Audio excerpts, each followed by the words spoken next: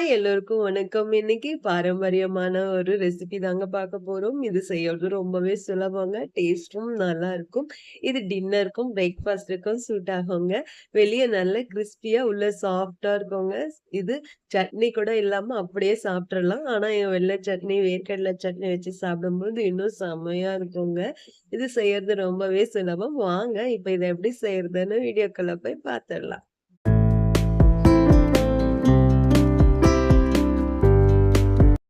1 cup அளவுக்கு பச்சரிசி எடுத்துக்கோங்க. வீட்ல மெஷரிங் கப் இல்லன்னா பரவால்ல. வீட்ல இருக்க ஏதாவது ஒரு கப்பு, டம்ளர் அதிலேயே எல்லா பொருட்களையும் அளந்துக்கலாம். இப்போ 1 கப் அளவுக்கு பச்சரிசிய ஒரு பவுல்ல சேர்த்துருங்க. அதே கப்லயே 1/4 கப் அளவுக்கு இட்லி அரிசி சேர்த்துக்கோங்க. அதே கப்லயே 1/4 கப் அளவுக்கு கடலை பருப்பு, 1/4 கப் அளவுக்கு துவரம் பருப்பு, 1/4 கப்பு சிறுபருப்பு, அதான் பாசி பருப்பு, 1/4 கப் அளவுக்கு உளுத்தம் பருப்பு சேர்த்துக்கோங்க. சேர்த்துட்டு இது நல்லா ஒண்ணு சேர்த்து நல்லா வாஷ் பண்ணி எடுத்துக்கணுங்க. நெறைய தூசிகள் இருக்கும். நல்லா வாஷ் பண்ணி எடுத்துக்கலாம்.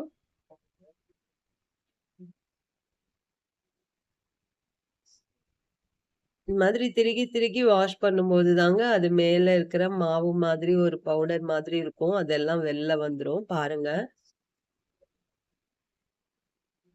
இப்ப இத நல்லா வாஷ் பண்ணிட்டோம். இப்ப இத தண்ணி ஊத்தி வச்சிடலாம். தண்ணி எவ்வளோ பியூரா இருக்கு பாருங்க. இந்த அளவுக்கு வாஷ் பண்ணி எடுத்துக்கலாம். இப்ப இது கூடவே நம்ம காஞ்ச மிளகாய் சேர்த்து அரைக்கணும். அதையும் இந்த தண்ணியிலேயே சேர்த்து ஊற வச்சுடுவோம். ஒரு 4 காஞ்ச மிளகாய் எடுத்திருக்கேன். நான் எடுத்திருக்க அளவுக்கு. நீங்க அளவு கூட செய்யும்போது, நீங்க காஞ்ச மிளகாய் அளவையும் சேர்த்து கூட்டிக்கோங்க. நான் எடுத்திருக்க இந்த அளவுக்கு பார்த்தீங்கன்னா, 6 அடை கிட்ட வருங்க. இது நல்லா ஊறணுங்க. ஒரு 5 மணி நேரம் போல மூடி போட்டு ஊற வச்சிருக்கேன். பாருங்க அரிசி, பருப்பு எல்லாம் நல்லா ஊறியிருக்கு. மிளகாயும் நல்லா ஊறி வந்திருக்கு. இந்த அளவுக்கு ஊறுனாதாங்க அரைப்படும். இப்ப இது ஒரு மிக்ஸி ஜார்ல சேர்த்து நம்ம அரைச்சுக்கலாங்க. முதல்ல காஞ்ச மிளகாய சேர்த்துக்கலாம். அது கூடவே ஒரு கைப்பிடி அளவு மட்டும் பருப்ப சேர்த்துக்கலாங்க. நெறைய சேர்த்துற வேண்டாம். காஞ்ச மிளகாய் மசியறதுக்காக இப்படி செய்றோம்.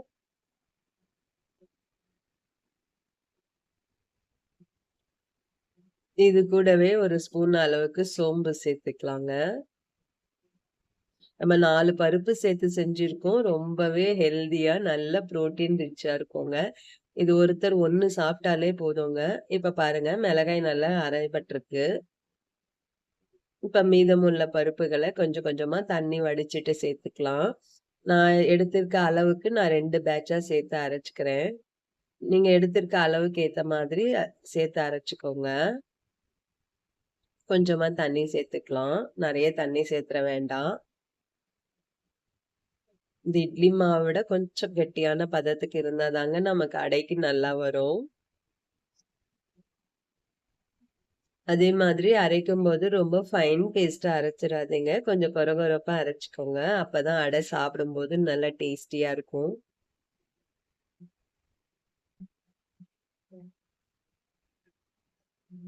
இப்ப இத ஒரு பவுலுக்கு மாத்திருங்க.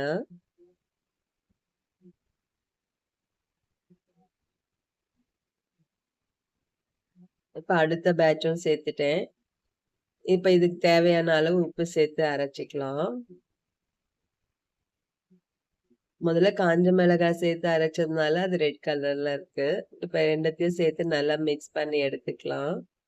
தேவைப்பட்டா தண்ணி கொஞ்சமா சேர்த்துக்கோங்க. தண்ணி நெறைய சேர்த்துற வேண்டாம். இந்த மாவு கெட்டியா தாங்க இருக்கணும்.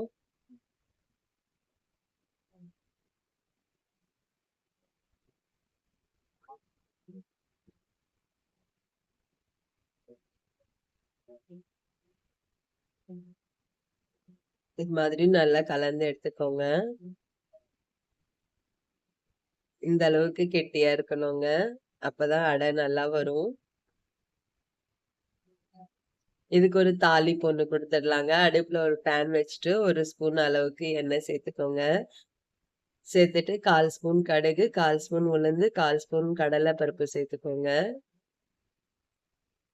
நான் கொஞ்சமா தாங்க தாளிப்பு சேர்க்கிறேன். ஆல்ரெடி எல்லா பருப்பும் நம்ம இதுல சேர்த்துருக்கிறதுனால, சும்மா கொஞ்சமா சேர்த்துக்கிறேன். 1/4 ஸ்பூன் அளவுக்கு பெருங்காய பொடி சேர்த்துக்கோங்க. பெருங்காயம் எல்லாம் நல்லா பொரியட்டும். ஒரு 3 பத்த தேங்காய நல்லா பொடியா நறுக்கிட்டு இதோடயே சேர்த்துக்கலாம். தேங்காயோட சேர்த்து சாப்பிடும்போது நல்லா கிரன்ச்சியா சூப்பரா இருக்குங்க. வெளிய மொறு மொறுவா, உள்ள நல்ல கிரன்ச்சியாவும், சாஃப்ட்டாவும் இருக்குங்க. டேஸ்ட்டா இருக்குங்க.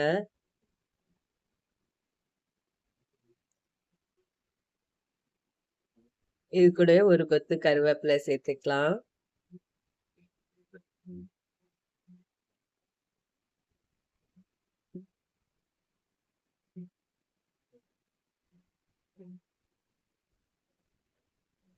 சேர்த்துட்டு எல்லாம் மாவோட படுற மாரி நல்லா கலந்து குடுத்துக்கோங்க. இந்த அளவுக்கு திக்னெஸ்ஸா இருக்கணுங்க மாவு. அப்பதான் அடை நல்லா வரும். இது செய்யறதுக்கு இரும்பு கடாய் பயன்படுத்திக்கோங்க. அப்பதான் நமக்கு இரும்பு சத்தும் சேர்த்தே கிடைக்கும். கடாய நல்லா சூடுபடுத்திட்டு, இதுல ஒரு 2 டேபிள் ஸ்பூன் போல எண்ணெய் சேர்த்துக்கோங்க. இந்த அடை செய்யறதுக்கு எண்ணெய் நெறைய தேவைப்படும். அப்பதான் நல்லா கிரிஸ்பியா வரும். நான் நல்லெண்ணெய் எடுத்துக்கிறேங்க. நீங்க எந்த எண்ணெய் யூஸ் பண்றீங்களோ, அத யூஸ் பண்ணிக்கோங்க. உங்க விருப்பம் தான். எண்ணெய் நல்லா சூடானதும், இதுல மாவு ஒரு 2 கரண்டி போல சேர்த்துக்கலாம். சேர்த்துட்டு அப்படியே நல்லா பரப்பி விட்டுருங்க. அவ்வளோதாங்க. அடுப்ப சிம்ல வச்சுட்டு, இத நல்லா மூடி போட்டு ஒரு 5 நிமிஷம் குக் பண்ணிக்கலாம். நல்லா ஃபுல் சிம்ல வச்சீங்கன்னா தான் நமக்கு நல்லா கிரிஸ்பியாவும், நல்ல கோல்டன் கலர்ல கிடைக்குங்க.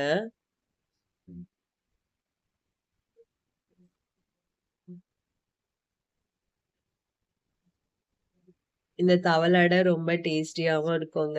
ஒருத்தர் ஒண்ணு சாப்பிட்டாலே ஃபுல்ஃபில்லா இருக்குங்க. பாருங்க சூப்பரா வெந்து வந்திருக்கு ஒரு சைடு. இன்னொரு சைடும் நம்ம அதே மாதிரி திருப்பி போட்டு வேக வச்சுக்கலாம். இந்த சைடுக்கு அவ்ளோ எண்ணெய் தேவைப்படாதுங்க. சும்மா கொஞ்சமா எண்ணெய் சேர்த்தீங்கன்னா போதும். இது ஒரு 3 நிமிஷம் போல வேக வச்சிடலாம். இது ஃபுல் அண்ட் ஃபுல் பார்த்தீங்கன்னா, நீங்க லோ ஃப்ளேம்ல தாங்க குக் பண்ணணும். அப்பதான் நமக்கு இது மாதிரி கோல்டன் கலர்ல நல்லா கிரிஸ்பியா கிடைக்கும். இப்ப இன்னொரு அடை ஊத்தி காமிக்கிறேன் பாருங்க. ஒரு 2 கரண்டி இல்ல 1 1/2 கரண்டி அளவுக்கு மாவு எடுத்துட்டு, இது மாதிரி லைட்டா பரப்பி விட்டுக்கலாம். இது ஓரங்கள்ல மெலிசாகவும், நடுவுல கொஞ்சம் திக்காகவும் தாங்க இருக்கும். சேர்த்துட்டு கொஞ்சமா எண்ணெய் சேர்த்துருங்க. ஒரு டேபிள் ஸ்பூன் அளவுக்கு.